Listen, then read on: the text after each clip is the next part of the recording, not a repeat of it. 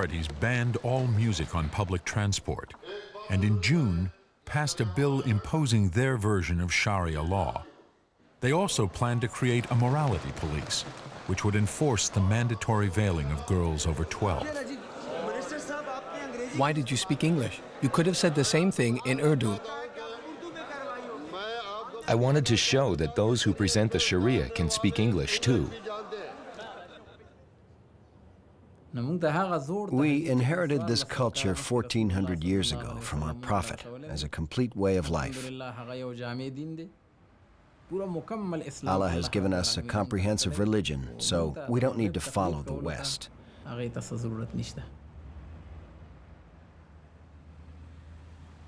We'll try to ensure that our youth abide by Sharia law and the Quran. They must adopt an Islamic way of life.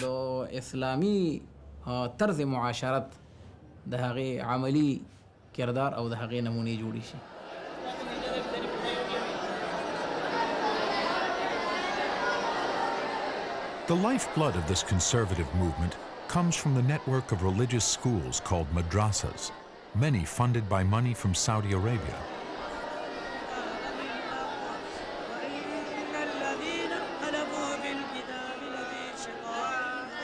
Here, poor children are given food and lodging, and they learn to recite the Quran, but little else.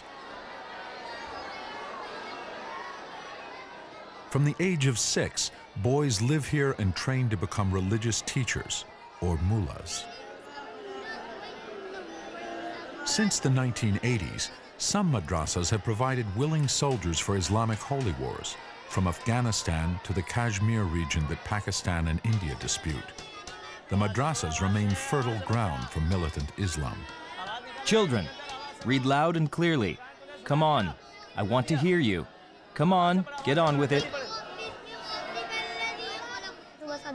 I come at 7 in the morning and leave at 5.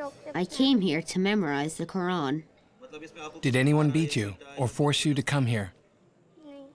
No, nobody forced me. What does your father do? My father sells fans and things.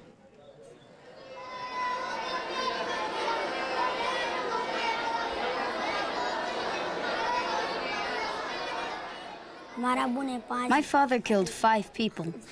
He killed them in a blood feud. I don't like going home. I'd rather stay here in the madrasa.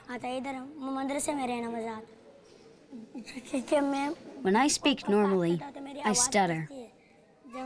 But that stops when I recite the Quran.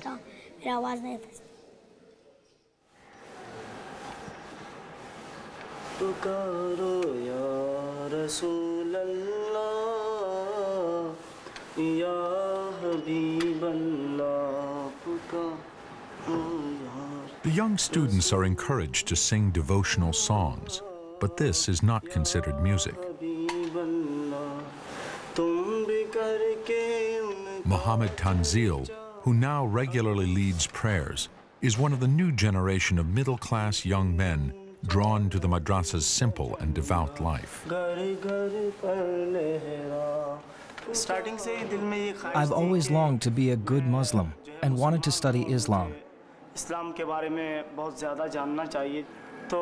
As this wish grew, I decided to tell my mother. She absolutely forbade me. She said, "Look, it took a lot of effort and money to educate you. People want you to become a doctor or a scientist." I replied, "I'm a Muslim and will become a mullah. I want to learn Allah's teachings."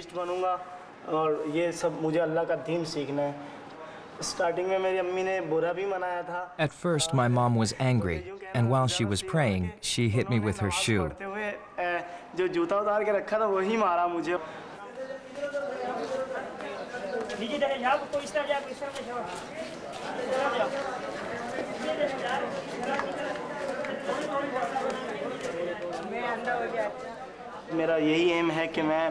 I plan to become a teacher myself so that I can enlighten my students about our religion.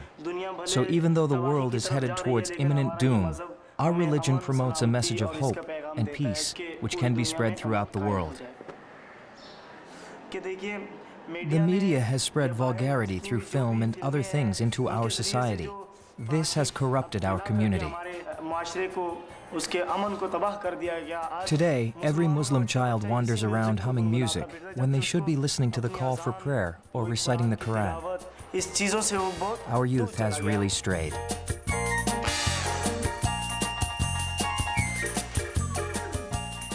I've got with me Salman Ahmad. Salman. Salman Ahmad and his band Junoon are frequently featured on popular new cable channels like Indus Music, Pakistan's MTV. Let me just say to people that... What do you think we as Pakistanis or Muslims can do to project a positive image of us? Because I'm pretty disturbed at what people think about us. You should be who you are. You're a Muslim girl who's a VJ in a Muslim country, and you are a role model for so many, as you are, Dina. You're a role model for a lot of kids who watch and sitting in Peshawar. So you should not be defensive.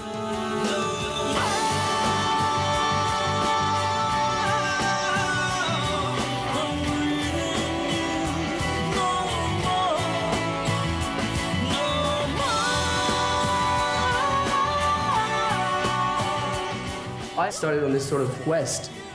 What is the role of music in Islam? And I'm going to Peshawar because the MMA there, you know, has banned music.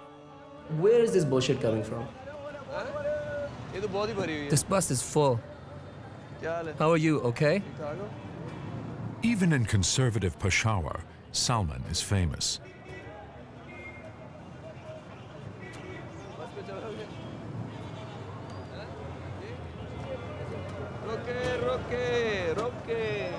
He is determined to see how widely the ban on music is being enforced. I just wanted to talk to people on a bus to find out what's changed in Peshawar. They won't let Junoon come and play our music anymore. Why? Because the MMA government has banned music, they don't let us play. What's going on?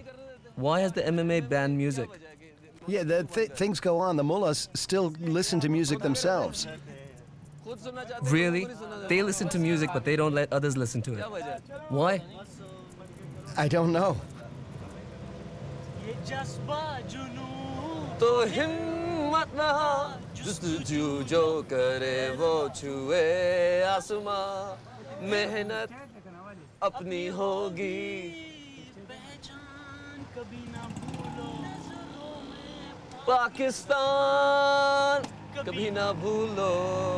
Come on, everybody, let's sing.